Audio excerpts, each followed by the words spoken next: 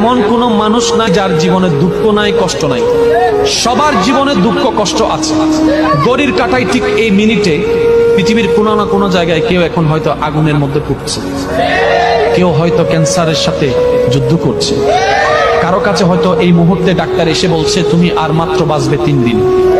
হয়তো কেউ এখন মৃত্যুর সাথে পাঞ্জা লড়ছে, কেউ বা হয়তো দুনিয়াতে মাত্র সন্তান জন্ম হয়েছে, মাটা মাত্র মারা গিয়েছে।